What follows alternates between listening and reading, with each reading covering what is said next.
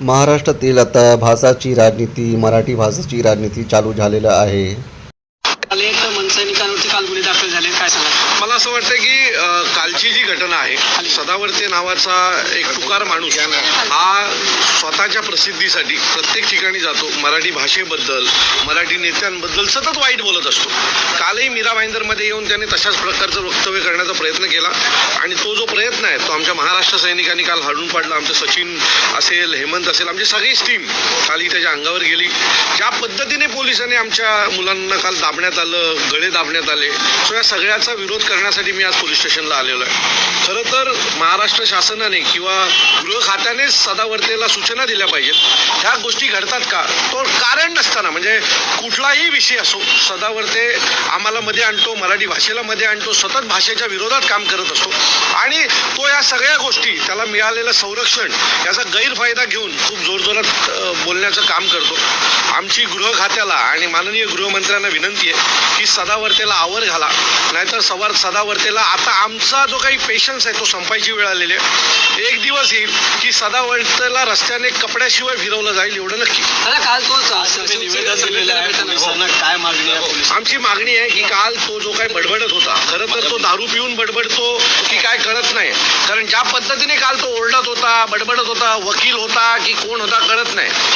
मला असं वाटतंय की ज्या प्रकारे त्याचं बिहेवियर आहे आणि जो तिथे तो बडबडत होता त्याच्या विरोधात देखील आम्ही आता तक्रार केलेली आहे आणि त्याच्यावर गुन्हा दाखल झाला पाहिजे अशी मागणी आम्ही आता नवघर पोलीस स्टेशनला केलेली आहे. अपेक्षित आहे की आज संध्याकाळपर्यंत याच्या बाबतीत योग्य ती कारवाई होईल. नाही झाली तर सदावर्तेला आम्ही धोपटल्याशिवाय राहणार नाही. सतत सन्माननीय साहेबांच्या विरोधात बोलणं, आम्ही तर आमच्या पक्षाकडनं एकही माणूस त्याच्याबद्दल समोरून बोलायला जात नाही. तो दरवेळेला काय घडलं की सुरुवात सन्माननीय साहेबांपासून करतो, मराठी भाषेपासून करतो आणि हे जाणून बुजून तो आम्हाला भडकवण्याचा प्रयत्न करतोय. पण जसा मराठी आंदोलकांनी त्याला घरात घुसून मारलं होतं तसं आम्ही मारायची वाट सरकार बघते का? सरकार त्याला समज का नाही देत आहे? का जाणून बुजून आमच्या अंगावर? त्याला अपेक्षित काय की आम्ही भर रस्त्यात त्याला कपडे काढून मारावं, हे त्याला अपेक्षित आहे का? आमचा एकही नेता, एकही कार्यकर्ता सदावर्तेच्या बाबतीत नावही समोर न घेत नाही, पण हा सतत सन्माननीय साहेबांबद्दल, मराठी भाषेबद्दल जे काही बोलायचं काम करतोय, हे त्याला आम्ही घरात घुसून मारावं या दृष्टीने त्याचा प्रयत्न आहे. म्हणजे आणखी 4 पोलीसवाले त्याला संरक्षणाला मिळतील असा काय त्याचा प्रयत्न आहे की काय, हा आमच्या मनात आलेला प्रश्न आहे. मी पुन्हा गृह खात्याला विनंती करतो की या सदावर्तेला आवर घाला. हा आम्ही त्याच्या अंगावर न जाता सतत सन्माननीय राजसाहेबांचं नाव घेऊन महाराष्ट्रामध्ये वातावरण खराब करण्याचं काम करतोय.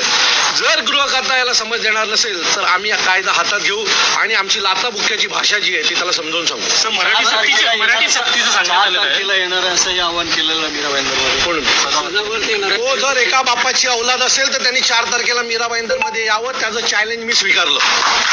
मराठी सक्तीच्या वरून सांगितलं की 15 लाख रिक्षावाले आंदोलन कुठून आले 15 लाख?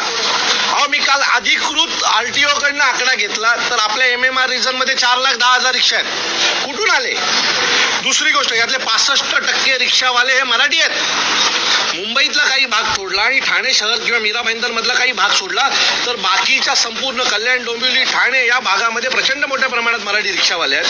65% वरती रिक्षावाले मराठी आहेत आणि बऱ्यापैकी जे भैया रिक्षा चालवतात त्याचं परमिट मराठी माणसाचं आहे. कुठून आला हा आकडा 15,000 आणि 4 लाख, 15 लाख आणि 4 लाख?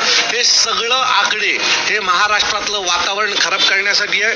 महाराष्ट्रामध्ये आमची ताकद खूप जास्त आहे.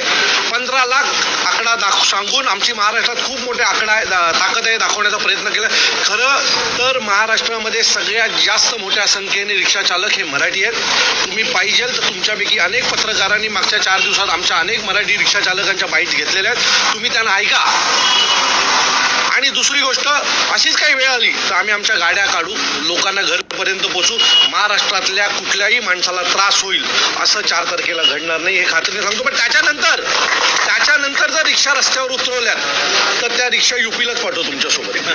संजय निरुपमने सुद्धा याचं समर्थन केलेलं नाही. त्यांचं असं म्हणणं आहे की मंत्र्यांनी सांगितलं की परमिट रिक्षा पाहिजे, मराठीच पाहिजे.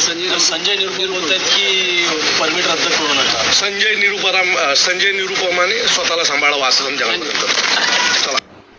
ये जो साहब का भाषण सुन रहे थे, ये मनसे के कार्यकर्ता हैं और अभी अभी ये महाराष्ट्र के गृह मंत्री पद की शपथ लेने के बाद ये मीडिया को संबोधित कर रहे थे। इनका कहना है संजय निरुपम और सदावत को ये अपने हिसाब से सबक सिखाएंगे। महाराष्ट्र में और भी कई तरह के मुद्दे हैं, लेकिन मनसे के कार्यकर्ता और महाराष्ट्र के नए नए बने गृह मंत्री इन्होंने सीधे कह दिया है कि ये रोड पर उतरकर ऑटो वाले और सदावत और संजय निरुपम को सबक सिखाएंगे।